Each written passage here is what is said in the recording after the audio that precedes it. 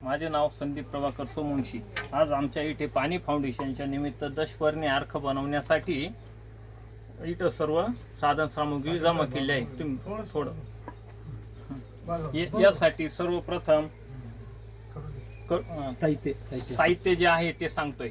सर्वप्रथम आहे रोईचा पाला आहे, लिंबाचा पाला, करंजीचा पाला, एरंडीचा पाला, सीताफळाचा पाला आहे, निरगुडीचा हे जे मादरचोत म्हणतो याचा पाला आहे, हिरवी मिरची पण आहे, कनेरीचा पाला आहे, लसूण पेस्ट आहे, गाईचं शेण 3 किलो आहे, गोमित्र 5 लिटर आहे, एरंडीचा पाला पण आहे, गुळवेल पण 2 किलो घेतलेला आहे, पपईचा पाला आहे, निरगुडीचा पाला 2 किलो आहे, लिंबाचा पाला 5 किलो। अशा प्रकारे आम्ही साधन सामुग्री जमा करून आज पाणी फाउंडेशनच्या निमित्ताने दशपर्णी अर्क बनवत आहे।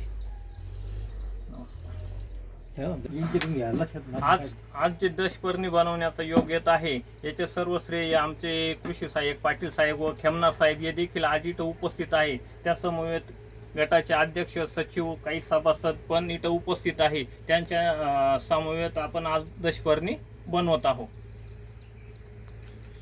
जे आपण दशपर्णी बनवत आहोत पाणी फाउंडेशनच्या निमित्तानं जे साधन सामुग्री जमा करण्यासाठी सर्व गटातील अध्यक्ष, काही सभासद या सर्वांनी आम्हाला हातभार लावून आज आम्ही सामूहिक पद्धतीनं दशपर्णी अर्क बनवत आहोत। पुढील हंगामासाठी सोयाबीन पिकासाठी हे दशपर्णी खूप उपयोगी आहे।